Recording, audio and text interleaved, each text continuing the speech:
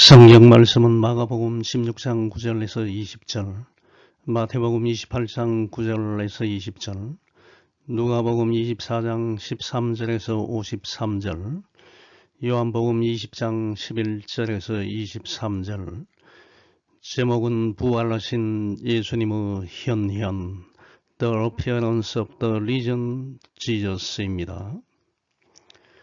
마가복음 16장 9절, 예수께서 안식후 첫날 이른 아침에 살아나신 후 전에 7 귀신을 쫓아내어 주신 막달라 마리아에게 먼저 보이시니, 마리아가 가서 예수와 함께 하던 사람들이 슬퍼하며 울고 있는 중에 이 일을 알림해 그들은 예수께서 살아나셨다는 것과 마리아에게 보이셨다는 것을 듣고도 믿지 아니하니라. 그 후에 그들 중 2 사람이 걸어서 시골로 갈 때에 예수께서 다른 모양으로 그들에게 나타나시니 2 사람이 가서 남은 제자들에게 알리었으되 역시 믿지 아니하니라. 그 후에 11 제자가 음식 먹을 때 예수께서 그들에게 나타나사 그들은 믿음 없는 것과 마음이 완악한 것을 꾸짖으시니, 이는 자기가 살아난 것을 본 자들의 말을 믿지 아니함일러라. 또 이르시되 너희는 온 천하에 다니며 만민에게 복음을 전파하라. 믿고 세례를 받는 사람은 구원을 얻을 것이요 믿지 않는 사람은 정죄를 받으리라. 믿는 자들에게는 이런 표적이 따르니니 곧 그들이 내 이름으로 귀신을 쫓아내며 새 방언을 말하며 뱀을 집어 올리며 무슨 독을 마실지라도 해를 받지 아니하며 병든 사람에게 손을 얹은 즉 나으리라 하시더라. 주 예수께서 말씀을 마치신 후에 하늘로 올려지사 하나님 우편에 앉으시니라. 제자들이 나가 두루 전파할세 주께서 함께 역사하사 그 따르는 표적으로 말씀을 확실히 증언하시니라. 오늘 2025년 마지막 주일을 맞이했습니다.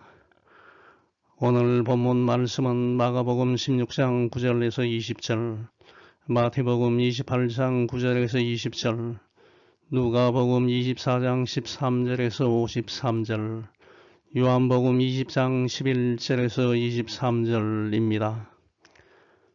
본문은 부활하신 예수님께서 사람들에게 실제로 나타나셔서 자신이 살아계심을 드러내신 사건, 곧 신학적 용어로 예수님의 현현, 드러날 현과 나타날 현, 즉 사람에게 나타나 보이셨다는 것입니다. 예수님의 현현을 전하고 있습니다. 예수님은 저와 여러분의 죄를 사해 주시고 영원한 생명을 주시기 위하여 십자가에 못 박혀 죽으시고 3일 만에 다시 살아나셨습니다. 부활하셨습니다. 부활하신 예수님은 제일 먼저 막달라 마리아의 모습을 보이셨고, 그 다음에는 예루살렘에서 약 11km 25리, 헬라어로 60 스타디온, 약 11km 떨어진 엠마오 말로 가는 2 제자 글로바와 다른 한 제자에게 나타나셨습니다. 막달라 마리아와 2 제자는 즉시 예수님의 제자들에게 달려가서 예수님의 부활 소식을 전했습니다. 그러나 예수님과 3년간 동고동락하면서 마태복음을 보면 예수님은 4번에 걸쳐서 자신이 죽고 부활할 것을 제자들에게 미리 예고하였고 3번이나 죽은 사람을 살려내셨고 많은 병자를 치유하는 이적을 바로 옆에서 지켜보았던 제자들은 예수님의 부활을 믿지 않았습니다. 불신하였습니다. 그동안 예수님과 동행하며 끝까지 함께 하겠다고 다짐했던 제자들은 예수님께서 십자가에서 죽으시자 자신들이 예수님을 버리고 도망쳤다는 자책감과 자기 자신에 대한 깊은 실망 속에서 두려움과 절망 가운데 아무런 미래를 바라보지 못한 채 슬픔에 잠겨 있었습니다. 십자가에 못 박혀 죽으시고 3일 만에 부활하신 예수님은 자신의 부활을 믿지 않는 제자들을 향하여 애타는 심정을 가지고 직접 찾아가셨습니다. 예수님은 먼저 자신의 부활을 믿지 않는 제자들의 믿음 없음과 마음이 완악한 것을 꾸짖었습니다. 그리고 너희는 온 천하에 다니며 만민에게 복음을 전파하라는 마지막 부탁의 말씀을 하셨습니다. 예수님의 이 지상 명령은 예수님 당시의 제자들뿐만 아니라 오늘날 예수님을 믿는 모든 그리스도인들에게 주시는 최우선 과제입니다.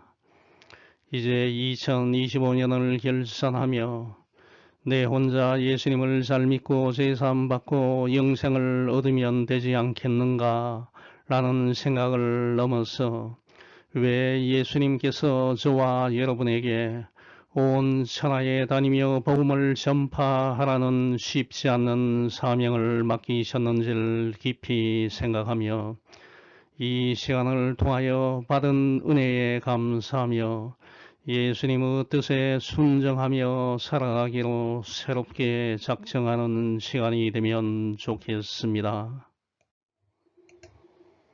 첫 번째, 예수님은 받은 은혜에 감사하고 헌신하는 사람을 제일 먼저 만나 주십니다.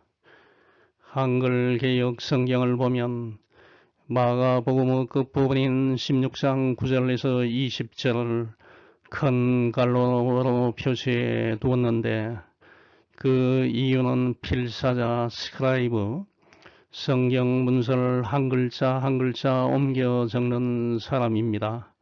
사도와 저자가 아니고 말씀을 다음 세대에 전달하는 신실한 신자들이었습니다.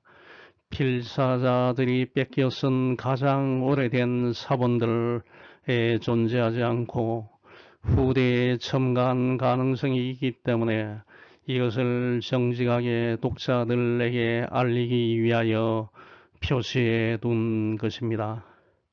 그 당시 널리 사용되던 성경을 모아서 4세기에 필사여 편찬한 가장 오래된 시내선 사본과 바티칸 사본은 마가복음은 16장 8절 여자들이 몹시 놀라 떨며 나와 무덤에서 도망하고 무서워하여 아무에게 아무 말도 하지 못하더라 라는 말씀으로 끝이 납니다.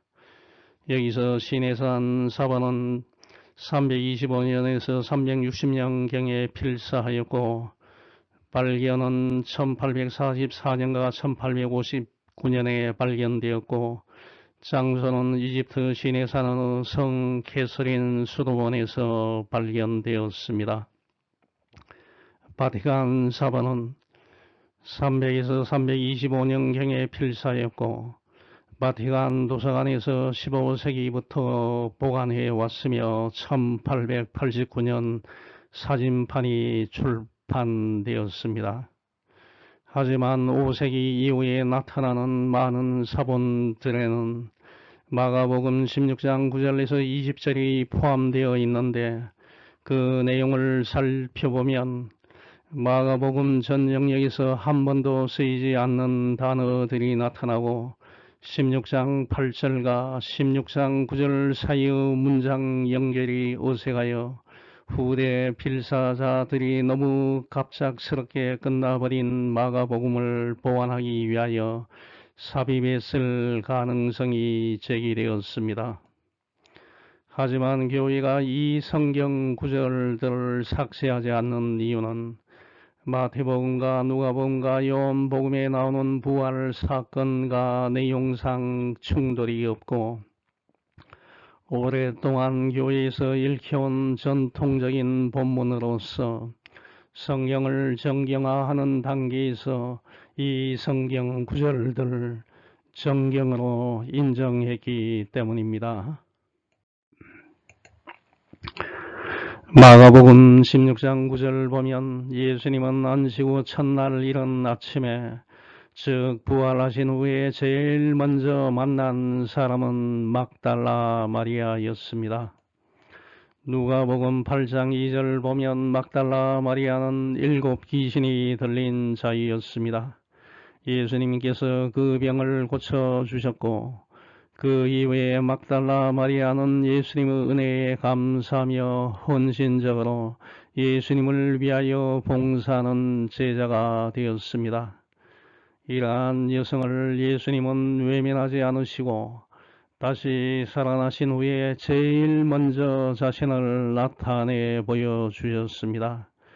예수님은 자신을 사랑하고 헌신적으로 봉사하는 참된 그리스도인들에게 다가가십니다. 은혜를 받은 자가 받은 은혜에 합당한 봉사를 하면서 예수님의 제자가 될 때 예수님은 그를 만나 주십니다.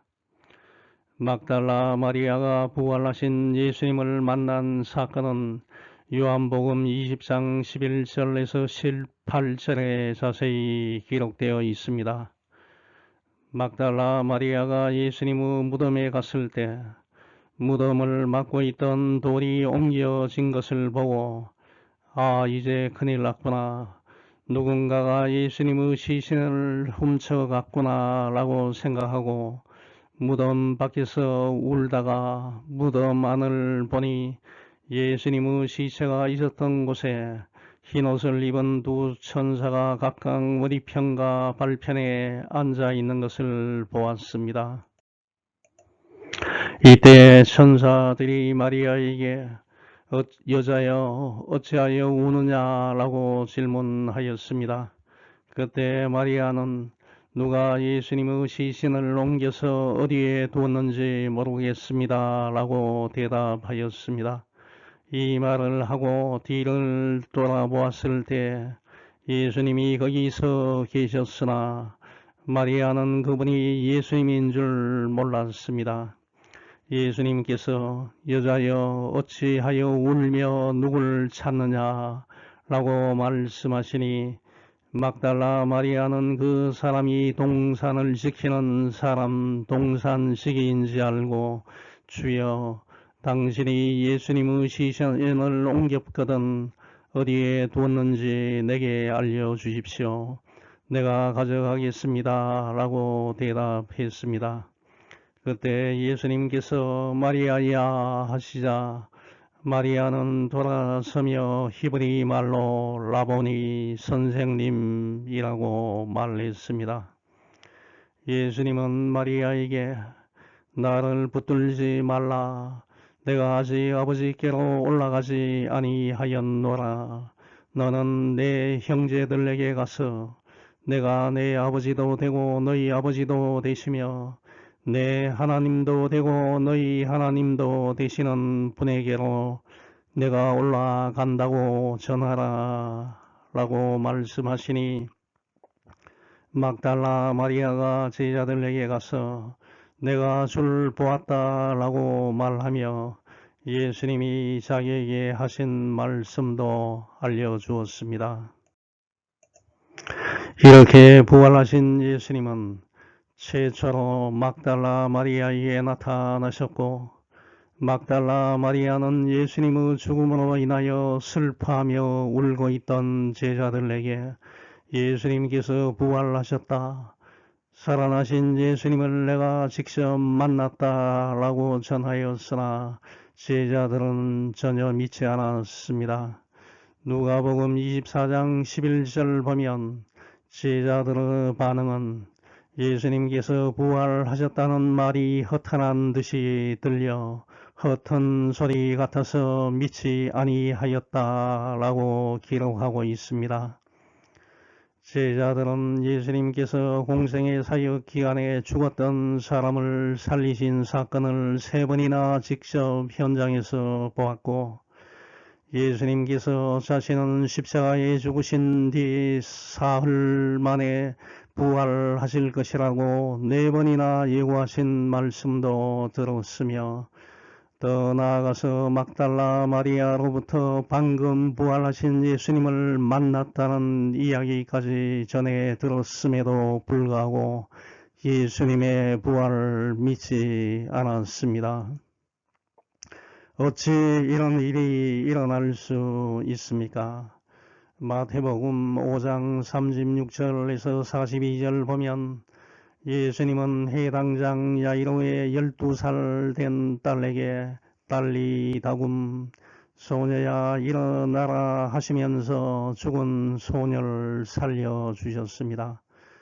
누가복음 7장 11절에서 16절 보면 예수님께서 관의 손을 대시고 청년아 내가 네게 말하노니 일어나라 하시니 죽었던 나인성 가우의 아들이 일어나 앉고 말도 하거늘 모든 사람이 두려워하며 하나님께 영광을 돌렸다고 기록하고 있습니다. 요한복음 11장 17절에서 44절 보면 죽은 지 나흘이 된 마르다와 마리아의 남자 형제인 나사로가 안치된 무덤에 돌을 열어놓고 나사로야 나오라 라고 부르시니 죽은 자가 손발이 배에 묶인 채 나왔고 얼굴은 수건으로 쌓여 있었는데 예수님께서 풀어서 다니게 하라라고 말씀하였고 마리아를 위로하러 왔다가 이 광경을 본 많은 유대인들이 예수님을 믿게 되었다라고 보도하고 있습니다. 이와 같이 죽은 자를 살리시는 장면을 3번이나 직접 목격한 제자들이 예수님의 부활을 믿지 않았습니다. 갈릴리에서부터 한결같이 예수님을 섬기면서 십자가의 현장까지 따라온 막달라 마리아에게 예수님은 부활하신 모습을 처음으로 보여주셨습니다. 여기서 막달라 마리아의 섬김을 통하여 한 가지 교훈을 얻습니다. 그리스도인들은 사람들에게 보이려고 일을 하는 것이 아닙니다. 주인의식을 가지고 항상 예수님께 하듯이 신실되게 일을 해야 한다는 것입니다. 자연을 통해서 배우게 되는 하나님의 법칙이 있습니다. 콩 심은데 콩 나고 팥 심은데 팥 난다. 즉 심는 대로 거두게 된다는 것입니다. 여러분이 지금 대학에서 공부하는데 많은 땀과 정성을 쏟으면 졸업할 때는 좋은 결과가 생기게 됩니다. 여러분이 직장과 사업체에서 창의적인 생각을 많이 하면 좋은 열매를 거둘 수 있습니다. 예수님은 우리가 어떠한 마음을 갖고 어떠한 각오를 가지고 생활하는지를 살펴보고 있습니다. 거기에는 반드시 보상이 있습니다. 이것 때문에 여러분이 진심으로 사원하는 마음으로 즐거운 마음으로 예수님을 섬기고 사람들을 사랑해야 합니다. 그러면 예수님께서 여러분을 찾아오십니다. 이것을 믿고 신뢰하는 여러분이 되시기 바랍니다. 두 번째, 예수님은 슬픔과 절망에 빠진 사람들의 희망이 되십니다. 마가복음 16장 12, 13절은 막달라 마리아가 제자들에게 예수님께서 부활하셨다는 것을 전하였으나 제자들이 믿지 아니한 사건 이후에 제자들 중에 2사람이 걸어서 시골로 가고 있을 때 예수님께서 다른 모양으로 2사람에게 나타나셨고 2사람이 예루살렘으로 돌아가서 부활하신 예수님을 만났다는 소식을 다른 제자들에게 알렸으나 제자들은 이 말도 믿지 않았다고 전하고 있습니다. 이 내용은 누가복음 24장 13절에서 32절에 자세히 기록되어 있습니다. 여기서 말하는 두 사람 중에 한 사람은 누가복음 24장 18절에 기록되어 있는 글로바입니다. 글로바와 다른 한 제자는 예수님께서 십자가의 죽음으로 인하여 실망과 슬픔에 휩싸여서 엠마오 마을로 향해 가고 있었습니다. 엠마오란 이름의 뜻은 따뜻한 샘물입니다. 이곳의 정확한 위치는 알려져 있지 않으나 예루살렘에서 25리 약 11km 되는 곳에 위치하는 마을입니다. 예루살렘에서 일어난 예수님에 관한 이야기를 끊임없이 주고받으면서 걸어가고 있는 두 제자에게 언제부터인지는 알 수가 없지만 예수님께서 친히 나타나셔서 그들과 함께 걷고 계셨습니다. 누가복음 24장 21절 보면 두 제자들은 예수님이 이스라엘을 속량할 자로 생각했습니다. 두 제자는 예수님을 로마 제국 억압으로부터 신임하고 있는 이스라엘 백성들을 해방시키는 정치적 메시아로서의 큰 기대를 가지고 있었는데 그 예수님이 십자가에서 죽으셨으니 얼마나 실망이 컸겠습니까? 이러한 절망감에 빠져 엠마오 시골로 낙향하면서 예수님에 관한 이런저런 이야기를 하며 가는 두 제자에게 예수님이 찾아가신 것입니다. 예수님은 두 제자에게 자신에 관한 것을 모세오경과 선지자의 글로 시작해서 모든 성경을 통하여 자세하게 설명해 주었습니다.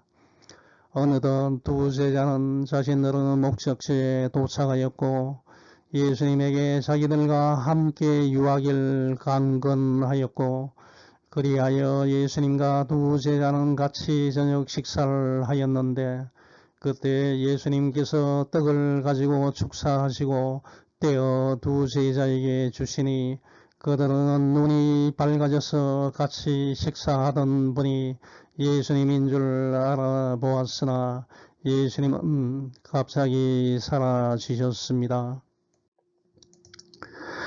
자신들과 함께한 그 낯선 사람이 부활하신 예수님이었다는 사실을 알게 된 두 제자는 예수님께서 길에서 성경의 뜻을 자세히 해석해 주실 때 큰 감동으로 자신들의 마음이 뜨거워지는 경험을 느꼈던 사실을 뒤늦게 알게 되었습니다.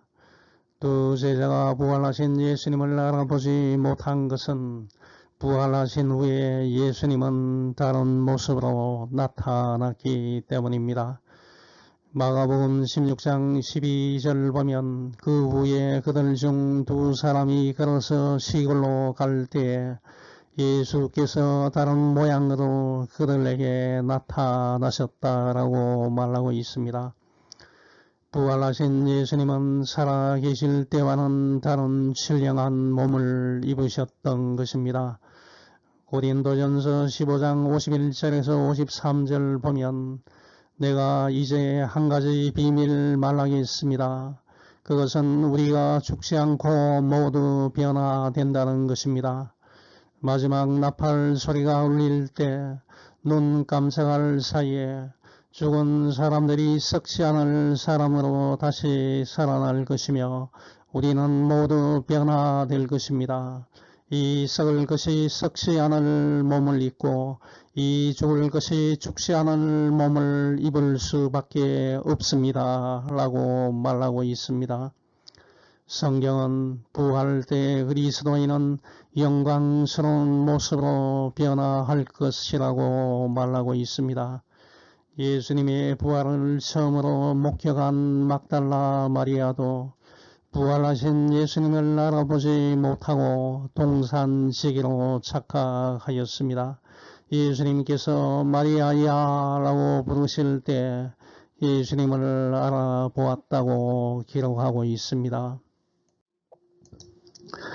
두 제자는 곧바로 예루살렘으로 돌아와서 예수님을 만난 사실을 다른 제자들에게 알렸습니다. 마가는 마가복음 16장 13절 보면 두 사람이 가서 남은 제자들에게 알렸으되 역시 믿지 아니하였다라고 기록하여 두 제자의 증언을 제자 공동체가 믿지 않았음을 강조했습니다. 그러나 누가는 누가복음 24장 33, 34절 보면 곧 그때로 일어나 예루살렘에 돌아가 보니 11 제자 및 그들과 함께한 자들이 모여 있어 말하길 주께서 가연 살아나시고 시몬에게 보이셨다 하는지라. 두 사람도 길에서 된 일과 예수께서 떡을 대심으로 자기들에게 알려주신 것을 말하였다라고 기록하였습니다. 마가와 누가의 기사를 종합해 보면 처음에는 막달라 마리아의 증언을 제자들이 믿지 않았고 엠마로 가던 두 제자의 증언 역시 제자 공동체에게 결정적인 신뢰를 얻지 못하였습니다. 그러나 예수님께서 시몬 베드로에게 직접 나타나셨다는 소식이 제자 공동체 안에 전해지면서 제자들은 부활에 대한 신뢰를 형성하기 시작하였고 이후에 예수님께서 제자들 가운데 친히 나타나시자 제자들은 마침내 부활을 완전히 확신하게 되었던 것입니다. 예수님은 실망에 빠져 엠마로 가는 두 제자에게 새로운 힘과 능력을 주시기 위하여 그들을 찾아가신 것입니다. 사람들은 흔히 심각한 고민과 어려움에 처하게 되면 항상 나 혼자라는 생각을 하고 잘못된 행동을 하는 경우가 있는데 그렇게 해서는 절대 안 됩니다. 저와 여러분은 예수님이 항상 우리와 함께 하심을 믿어야 합니다. 예수님은 절망하고 있는 모든 사람들과 함께 하시고 계십니다. 지금 한국 경제가 힘든 상황으로 몰리고 있습니다. 고환율과 국가 부채는 급속하게 증가하고 있고 자영업자의 가게는 폐업을 향해 가고 있습니다. 많은 사람들이 채무와 불공정한 판결과 자편향적인 정책으로 인하여 힘들어하고 있습니다. 그런데 하나님 당신은 어디 있습니까? 왜 아무런 대답을 하시지 않으십니까? 라는 생각이 듭니다. 하지만 예수님은 지금의 이 현실을 더욱 슬퍼하시면서 위로를 보내시며 같이 울고 있을 것입니다. 그러한 예수님을 믿고 정진하시기 바랍니다. 세 번째, 그리스도인은 부단히 자기 성찰과 점검을 통하여 믿음 있는 자가 되어야 합니다. 마가복음 16장 14절 보면 11 제자가 음식을 먹을 때 예수님께서 나타나셔서 자기가 살아난 것을 본 사람들이 전한 말을 믿지 아니한 제자들은 믿음 없는 것과 마음이 완악한 것을 꾸짖으시는 장면이 나옵니다. 마가복음 16장 14절에 기록된 사건은 누가복음 24장 36절에서 49절과 요한복음 20장 19절에서 23절에 기록된 사건과 동일한 부활 현현 사건으로 이해하는 것이 타당합니다. 이 사건은 예수님께서 부활하신 바로 그날 저녁에 제자들이 함께 모여있던 장소에서 일어난 예수님의 현현 사건입니다. 새 복음서는 시간적, 상황적 맥락에서 동일한 사건을 증언하고 있으며 단지 각 저자가 자신의 신학적 관점과 강조점에 따라 서로 다른 측면을 부각하여 기록한 것입니다. 예수님께서 살아계실 때 미리 4번이나 자신의 고난, 죽음, 부활에 대해 제자들에게 말씀하셨고 자신이 살아났음을 막달라 마리아와 엠마로 가는 두 제자를 통하여 증언하였으나 제자들은 완강하게 믿지 않았습니다. 예수님께서 4번이나 자신의 죽음과 부활에 대하여 예고하신 마태복음에 나오는 성경 구절은 다음과 같습니다. 첫 번째, 마태복음 16장 21절 보면 이때로부터 예수 그리스도께서 자기가 예루살렘에 올라가 장로들과 대제사장들과 서기관들에게 많은 고난을 받고 죽임을 당하고 제3일에 살아나야 할 것을 제자들에게 비로소 나타내었다라고 말하고 있습니다. 두 번째, 마태복음 17장 22, 23절에 갈릴리에 모일 때 예수께서 제자들에게 이르시되 인자가 장차 사람들은 손에 넘겨져 죽임을 당하고 제3일에 살아날 것이다 라고 하시니 제자들이 매우 근심하였다 라고 말하고 있습니다. 세 번째, 마태복음 20장 17절에서 19절 말씀을 보면 예수께서 예루살렘으로 올라가려 하실 때 12 제자를 따로 데리시고 길에서 이르시되 보라, 우리가 예루살렘으로 올라가노니 인자가 대제사장들과 서기관들에 넘겨짐에 그들이 죽이기를 결의하고 이방인들에게 넘겨주어 그를 조롱하며 채찍질하며 십자가에 못 박게 할 것이나 제3일에 살아날 것이다 라고 말씀하셨습니다. 네 번째, 마태복음 26장 1, 2절 보면 예수께서 이 말씀을 다 마치시고 제자들에게 이르시되 너희가 아는 바와 같이 이틀이 지나면 유월절이라 인자가 십자가에 못 박히기 위하여 팔릴 것이다 라고 기록하고 있습니다. 이러한 상황에서 제자들이 예수님의 부활을 불신한 행동은 이해하기가 쉽지 않습니다. 예수님의 마음은 참으로 답답하셨을 것입니다. 제자들은 예수님이 공생의 사역을 하실 때 3번이나 죽은 자를 살리신 것을 직접 본 적이 있습니다. 해당장 야이로의 딸과 나인성 가부의 아들과 죽은 지 나흘 된 나사로를 말씀 한마디로 살리셨습니다. 제자들은 예수님이 이 3사람을 살리는 현장에 있었고 직접 눈으로 보았습니다. 그럼에도 불구하고 제자들은 예수님이 다시 살아나신 것을 전해준 사람들의 말을 믿지 않았습니다. 이처럼 많은 체험을 한 예수님의 제자들이 예수님의 부활을 믿지 않았는데 초대교회 내에 예수님의 부활을 믿지 못한 사람들이 당연히 있을 수 있습니다. 하지만 나중에 예수님의 부활을 목격한 제자들이 능력 있는 복음의 전도자가 되었다는 것은 예수님의 부활은 역사적인 사실이며 모든 사람들이 믿어야 할 진리임을 알려주고 있는 것입니다. 다른 사람들은 믿지 않아도 3년간 예수님과 동고동락했던 예수님의 제자들은 예수님의 부활을 믿어야 하는데 현실은 그렇지 않았습니다. 이러한 믿음 없는 행동이 오늘날에도 많이 일어나고 있습니다. 예수님을 믿는다고 하면서 정말 믿지 않는 사람들이 있습니다. 입으로는 믿지만 행동은 전혀 믿지 않는 것입니다.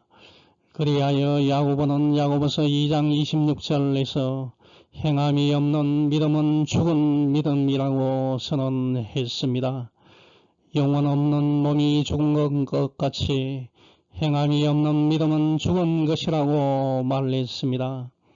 저와 여러분은 이제 말과 행동이 일치하지 않는 생활을 청산해야 합니다. 내 자신을 성찰하고 점검하면서 믿음의 깊이를 다하면서 믿음의 폭을 넓히시기 바랍니다. 네 번째, 그리스도인이 수행해야 할 최대의 지상과제는 복음 전파입니다. 마가복음 16장 15절 보면 예수님은 제자들에게 너희는 온 천하에 다니며 만민에게 복음을 전파하라고 명령하셨습니다. 이것은 예수님이 하늘로 올라가시기 직전, 승천하시기 직전 저와 여러분에게 하신 지상 대명령 그레이트 커미션입니다. 선교하는 방법은 온 천하에 다니면서 하는 것입니다. 여기서 온 천하는 예수님 당시의 모든 세계뿐만 아니라 오늘날 세계와 다가오는 세대의 모든 사람들이 살아가는 모든 장소를 말합니다. 부산, 대구, 서울, 미국, 중국, 베트남, 아프리카 등 지역에 관계없습니다. 또 선교의 대상은 만민입니다. 아시아인과 같은 항인종, 백인, 흑인 등 인종에 관계없이 모든 피조물이 대상입니다. 복음을 어느 특정 지역과 특정한 사람들에게만 한정하여 전파하는 것이 아닙니다. 전 세계 모든 피조물에게 전하는 것입니다. 그럼 왜 복음을 전파해야 합니까? 이 세상에는 의인이 한 사람도 없기 때문입니다. 죄와 허물로 죽을 수밖에 없는 사람들을 구하기 위하여 복음을 전파해야 합니다. 천하보다 귀한 한 생명을 살리는 것입니다.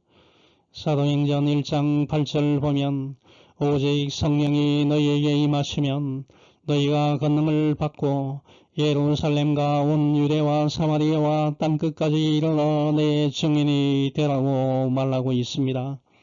디모데후서 4장 2절 보면 너는 말씀을 전파하라. 때를 얻든지 못 얻든지 항상 힘쓰라. 범사에 오래 참음과 가르침으로 경책하며 경계하며 건하라. 그대는 말씀을 선포하십시오. 기회가 좋든지 나쁘든지 꾸준하게 힘쓰십시오. 끝까지 참고 가르치면서 책망하고 경계하고 권면하십시오. 라고 말하고 있습니다. 내 혼자 예수 그리스도를 잘 믿으면 구원을 받습니다만 하나님의 구속 계획은 모든 사람들이 구원을 받는 공동체적인 것이기 때문에 하나님의 뜻에 순종하기 위하여 모든 사람들에게 복음을 전해야 하는 것입니다. 교회 예배당을 멋지게 건축하거나 새로 인테리어를 하여 현대인의 감각에 맞게 재보수하고 교회 편의시설을 만드는 것도 중요하지만 이것보다 더욱 중요하고 가장 우선적으로 교회가 해야 할 일은 복음 전파 사업입니다. 천하보다 귀한 생명을 살리는 일에 저와 여러분은 앞장서서 일을 해야 합니다. 다섯 번째, 세상 모든 사람이 구원을 얻을 수 있는 유일한 방법은 예수님을 믿는 것입니다. 마가복음 16장 16절 보면 믿고 세례를 받는 사람은 구원을 얻을 것이요 믿지 않는 사람은 정죄를 받을 것이다 라고 말하고 있습니다. 이 말씀은 예수님을 믿는 것과 믿지 않는 것의 현저한 차이를 보여주고 있습니다. 이 말씀은 세상 모든 사람들이 반드시 들어야 하는 메시지입니다. 일부 사람들은 돈을 많이 벌어서 착한 일을 많이 하고 형편이 힘든 사람들 도와주면 죽어서 구원을 받을 수 있다고 생각하는 사람들이 있습니다. 그렇지 않습니다. 내가 행한 선행으로는 절대로 구원을 받을 수가 없습니다. 내가 깊은 산속에 들어가서 10년 정도 긴 수행을 하면 구원을 받을 수 있다고 생각하고 깊은 산속이나 암자에 들어간 사람들이 들어 있습니다. 하지만 이런 방법으로는 절대로 구원을 받을 수 없습니다. 구원을 받기 위해서는 예수님을 나의 구세주로 영접하고 믿는 것밖에 없습니다. 이 점에 대하여 성경은 분명히 말하고 있습니다. 사도행전 4장 12절 다른 이로서는 구원을 받을 수 없나니 천하 사람 중에 구원을 받을 만한 다른 이름을 우리에게 주신 일이 없다고 말하고 있습니다. 요한복음 14장 6절 예수께서 이르시되 내가 곧 길이요 진리요 생명이니 나로 말미암지 않고는 아버지께로 올 자가 없다라고 말씀하셨습니다. 구원을 받는 유일한 방법은 예수님을 믿는 방법밖에 없습니다. 그런 구원받는 길이 왜 예수님 믿는 것밖에 없습니까? 라는 생각이 들 것입니다. 지금까지 이 세상에 많은 성인들이 살았습니다. 공자, 석가, 모하메드가 있었습니다. 이런 성인들 믿는 것은 안 되고 왜 예수님을 믿는 것밖에 안 됩니까? 이것에 대한 답은 예수님만이 유일하게 죄가 없으신 분이시며 모든 사람들 대신하여 십자가의 죽으심으로 인하여 모든 인류를 살리셨기 때문입니다. 공자, 석가, 모하메드는 하지 못했습니다. 이 땅에 죽었고 다시 살아나지 못했습니다. 자신도 구하지 못했고 남을 구하지 못했습니다. 인종, 지역, 생활 방식과 문화가 다를지라도 구원을 얻기 위해서는 예수님만을 믿어야 합니다. 내가 구원을 받느냐 혹은 죽을 수밖에 없느냐를 구별하는 절대적인 기준은 내가 예수님을 믿느냐 혹은 믿지 않느냐 하는 것입니다. 요한복음 3장 16절 하나님이 세상을 이처럼 사랑하사 독생자를 주셨으니 이는 그를 믿는 자마다 멸망하지 않고 영생을 얻게 하려 하심이라 라고 말하고 있습니다.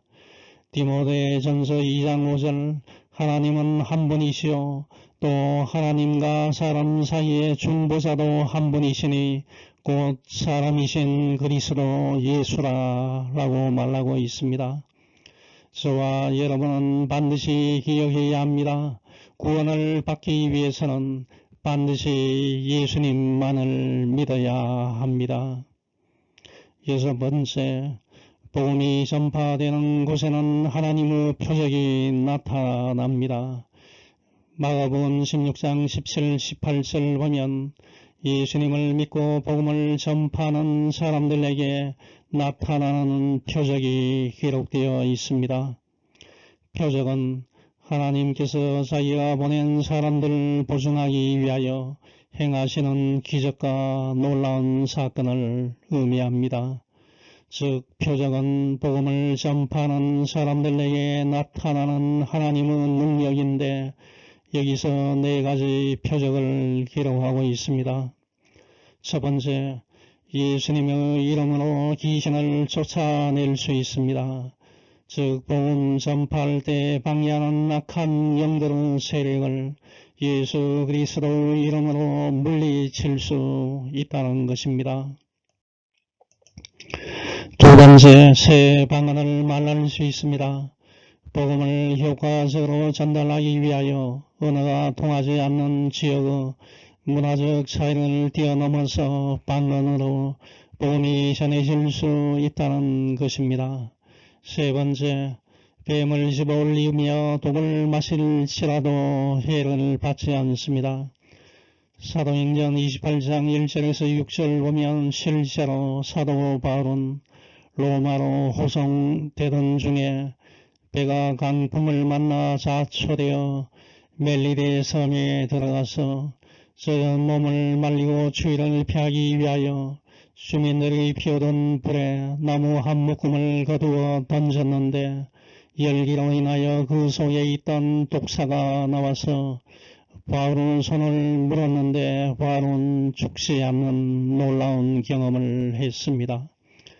뱀을 집어 올리며 독을 마실지라도 해를 받지 않습니다. 라는 말씀은 예수님을 믿고 복음을 전하는 자가 사명 수행 중에 당할 수 있는 극단적 위험 속에서도 하나님께서 주권적으로 보호하신다는 약속을 상징적 언어로 표현한 것입니다.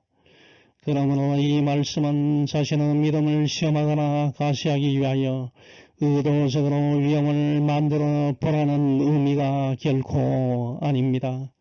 실제로 교회사 속에서는 이 말씀을 문자주의적으로 오해하여 자신의 믿음을 드러내기 위하여 뱀을 잡거나 독을 마시다가 생명을 잃은 이단적, 극단적 신뢰들도 있었습니다. 네 번째, 병든 사람에게 손을 얹으면 병이 낫는 일이 발생할 수 있습니다. 이는 실제 사도시대의 표적으로 나타났으며 그 대표적인 예가 사도 바울입니다. 사도행전 28장 8절 보면 멜리데 섬에서 가장 높은 사람인 보블리오의 아버지가 열병과 이일에 걸려 누웠는데 바울이 그에게 들어가 기도하고 안수하자 병이 나았습니다. 이것은 치유가 사도의 능력 자체에서 나온 것이 아닙니다. 하나님께서 복음 증언을 확증하시기 위하여 주권적으로 허락하신 표적이었음을 보여줍니다.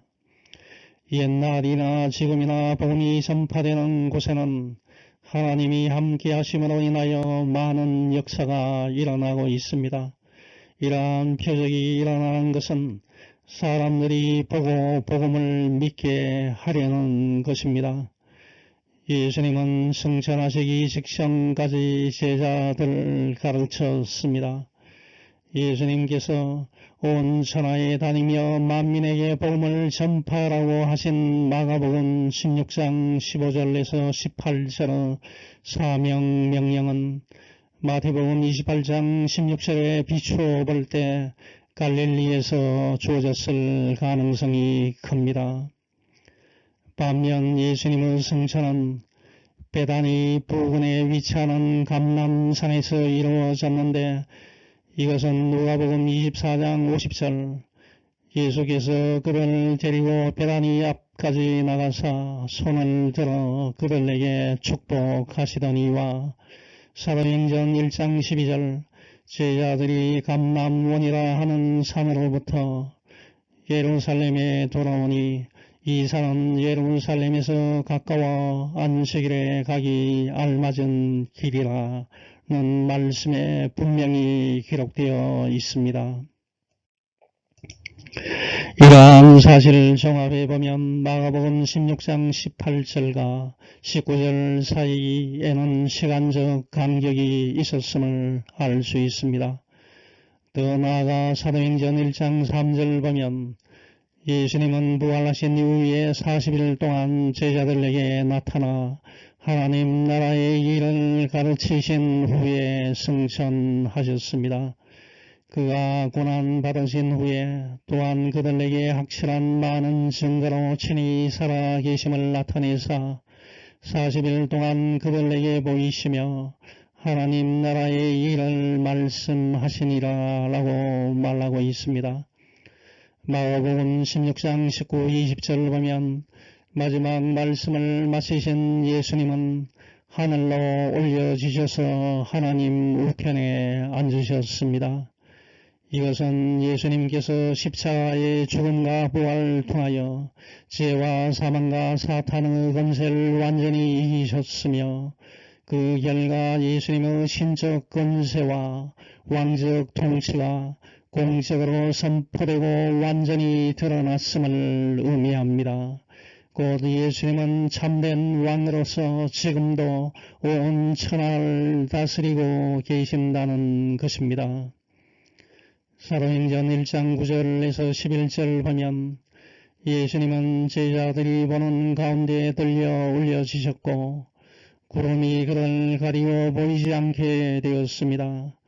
그때 흰옷 입은 두 천사가 제자들 곁에 서서 예수님의 승천과 재림에 대하여 증언하였습니다. 이 말씀을 마치시고 그들이 보는 데 올려져 가시니 구름이 그를 가리어 보이지 않게 하더라. 올라가실 때 제자들이 자세히 하늘을 쳐다보고 있는데 흰옷 입은 두 사람이 그들 곁에 서서 이르되 갈릴리 사람들아 어찌하여 서서 하늘을 쳐다보느냐. 너희 가운데서 하늘로 올려지신 이 예수는 하늘로 가심을 본 그대로 오시리라 하였느니라 라고 기록하고 있습니다. 예수님의 승천 사건은 어떤 천사나 사람을 동반하지 않고 인성과 신성을 지니신 예수 그리스도께서 홀로 영광 가운데 하늘로 올려지신 유일무이한 구속사적 사건인 것입니다. 마가복음 16장 20절을 보면 제자들이 나가 곳곳에서 복음을 전파하였고 예수님께서 그들과 함께 역사하시며 여러가지 표적을 따르게 하심으로 그 전파된 말씀을 확증하여 주셨습니다. 예수님이 승천하신 후에 제자들은 열심히 복음을 전파하였고 복음이 전파되는 곳에는 많은 표적이 일어났습니다. 사도행전 9장 32절에서 35절 보면 베드로가 루다에 내려가 그곳에 살던 성도들을 방문하던 중에 8년 동안 중풍병으로 침상에 누워있던 에니야를 찾아가서 에니야야 예수 그리스도께서 너를 낫게 하시니 일어나 내 자리를 정돈하라 라고 말하였더니 에니야는 즉시 나음을 받았습니다. 이 일로 루다와 사론에 사는 사람들이 모두 주께로 돌아오는 놀라운 일이 발생하였습니다. 이와 같이 예수님께서 복음을 전파하는 자들에게 표적을 허락하신 것은 사람들이 그 표적을 통하여 복음에 주목하고 전파되는 말씀이 하나님의 진리임을 깨달아 믿음에 이르도록 하기 위함입니다. 복음 전파에 최선을 다하는 저와 여러분이 되어야 하겠습니다. 이제 결론을 맺습니다. 성경은 구원받은 모든 그리스도인들에게 주어진 사명입니다. 성경은 힘들다고 하지 않거나 가장 나중에 해야 하는 것으로 뒤에 둬서는 안 됩니다. 결코 포기해서도 안 됩니다. 이미 예수님은 모든 것을 완벽하게 준비해 두셨고 복음 전파하는 사람들에게 성령의 능력을 주십니다. 그러므로 저와 여러분은 담대히 나가서 전하면 됩니다. 그 이후의 모든 열매와 결과는 예수님이 책임지십니다. 예수님이 저와 여러분에게 주신 마지막 분부의 말씀인 온 천하에 다니면서 만민에게 복음을 전파하라는 명령을 기억하고 날마다 순종으로 살아가시는 여러분이 되시길 축원합니다. 아멘. 하늘에 계신 하나님 아버지, 이제 2025년 마지막 주일을 맞이했습니다. 지난 1년 동안 지켜주시고 올바른 길로 갈 수 있게 인도해 주심에 감사를 드립니다. 항상 받은 은혜에 감사하고 기쁨이 넘치는 생활을 할 수 있게 해 주옵소서. 가끔은 슬픔과 절망에 빠진 적도 있었습니다.